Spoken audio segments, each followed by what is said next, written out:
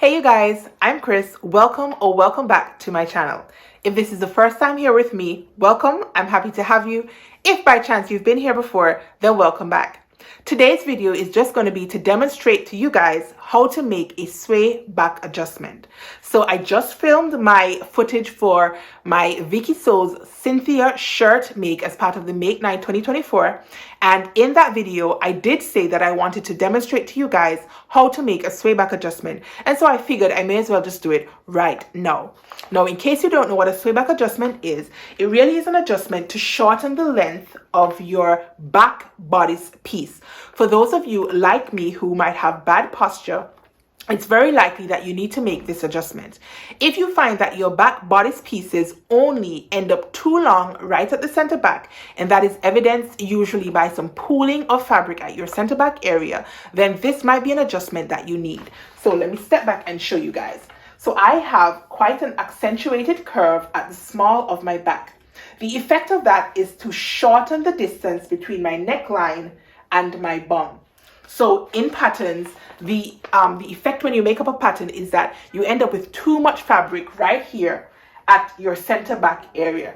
Now, a sway back adjustment only needs to be made to your back bodice piece or your back like skirt or your back trouser piece. It's not made to your front pattern pieces at all, and a little bit goes a long way. So my typical requirement is for a 1/4 inch removed from my center back piece. So I'm going to take you guys over to my cutting table and share with you how to make a sway back adjustment.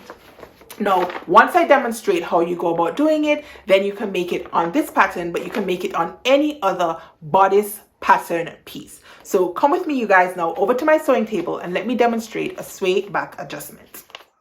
All right, so we've moved to my cutting table, and I have gone ahead and put down my green cutting mat over my cutting table just because I think it might be a little bit easier to see because of the contrast with the white. Now, to make this adjustment, you need to go ahead and make sure you have a pencil, some tape, a ruler, and a pair of scissors. These are the things that you'll need to make your adjustment. Now, this pattern does not have on it any lengthen or shorten lines. So I know that my center back is about 11 or 12 inches down from my neckline. And so I'm just going to mark 12 inches. Actually, I'm not going to mark 12 inches because this pattern has a yoke piece. So I'm just going to pick a line. There's a line right here on the pattern. I'm wondering if this is meant to be your length and shorten line. Like, it's not marked, but I'm wondering if this demarcates the waistline. I'm going to assume that it does, and I'm just going to go ahead and use this line as my center back line. So above my center back line, I need to go ahead and mark a 1/4 inch upwards. So I'm going to put a little mark upwards at a 1/4 inch away. Now, this is because, as I said, my sway back adjustment is typically about a 1/4 inch, and a little bit does go a long way for this specific adjustment.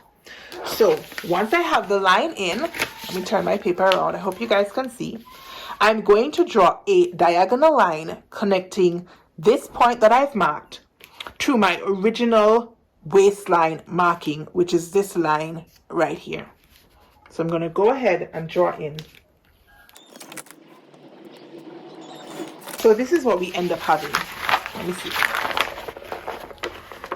Can you see that this is now a 1/4 inch above the original line, and it's tapered back to nothing at the side seam?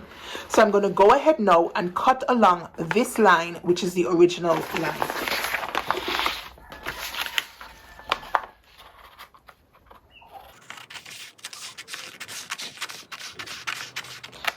Now I'm going to stop just right here, which is the end of the pattern piece, as this area right here demarcates the seam allowance.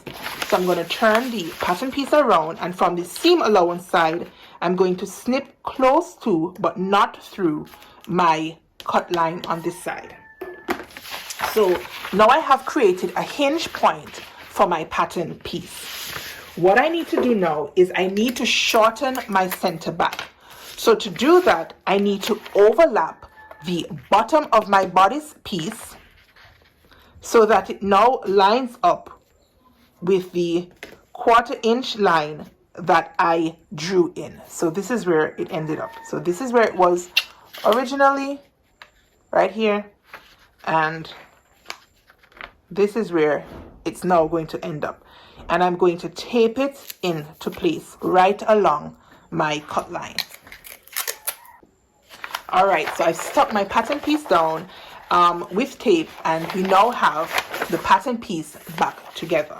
But you guys, importantly, when you cut and you shorten your center back piece by swinging the lower piece of your pattern upwards, you will end up distorting the grain of your pattern below your cut line. So your top pattern piece will be on grain, but your bottom pattern piece will no longer be on grain. So to complete this adjustment, because this pattern is cut on the fold, you need to go back and true up your fabric, true up your pattern, I beg your pardon, to get the bottom pattern piece back on grain. To do that, it is pretty simple. I'm just going to use my ruler and make sure that it's lined up with the top of my grain line, and then I'm just going to mark along and draw in a new grain line marking. Let me see, I hope you guys can see. So here is my original grain line, and this is going to be now my new grain line piece, line. So I'm estimating that this is just about 1/8 of an inch. Yes, 1/8 of an inch distortion. So once I've got my new grain line marking in, I'm going to repeat the same thing at the fold line. So I'm lining up my ruler with the top of my pattern piece, which has remained on grain, and I'm just going to mark the grain line straight down, the fold line, I beg your pardon, straight down to the hem of my top. Now, the longer the line is, the more the distortion becomes evident. So higher up, it doesn't look so wide, but as you get closer down to the hemline, you will notice that it becomes wider. So I'm going to measure right at my hemline, and the distance here is just a little bit more than 1/8 of an inch. I think a tiny bit over 1/8 of an inch.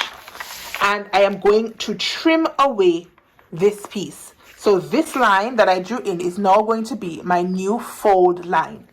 Because I've removed 1/8 of an inch in width right here, if I don't make the adjustment to my side seam, then the width of my shirt at the hemline is going to end up 1/4 inch smaller than what is intended by the pattern drafter. Because it's cut on the fold, that's 1/8 of an inch times 2, which is equal to 1/4 of an inch. So what I would need to do ideally is to go ahead and add 1/4 of an inch in width at my side seam area.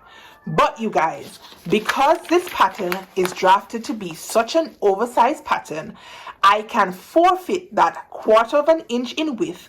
So all I'm going to do to complete this pattern adjustment is to cut along my new fold line. So when I put my pattern piece on my fabric, then my entire pattern piece is now going to be back on grain. You guys, do not skip this part of the adjustment. Don't just adjust the cut line up here and ignore the fold line.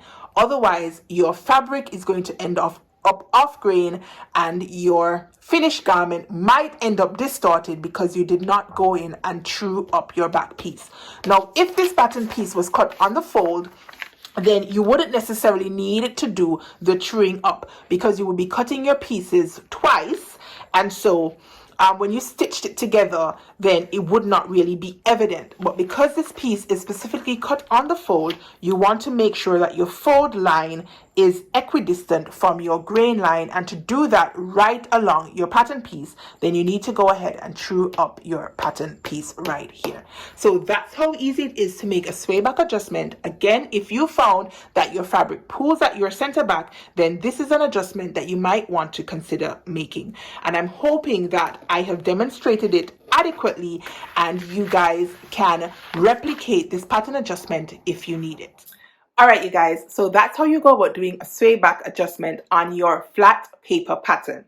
Again, if you find that the length between your neck area and your bum is shortened because your spine curves inwards, then this is an adjustment that you might want to consider. I'm hoping that I demonstrated it adequately enough that you can follow along if this is an adjustment that you might need to make. Now, if you enjoyed this video, be sure to give me a thumbs up. Please leave me a comment on whether you found it helpful. And if you have not yet subscribed, then please consider subscribing for future content such as this. Now, here on my channel, I'm going to be sharing fit adjustments. I'm going to be sharing my sewing journey. I'm going to be sharing my hacking. So if these are things that you might be interested in, then hit that subscribe button. Hit the notification bell so you never miss any of my upcoming videos. So that's all I wanted to share with you guys today, and I'll be back sometime soon. But until then, peace.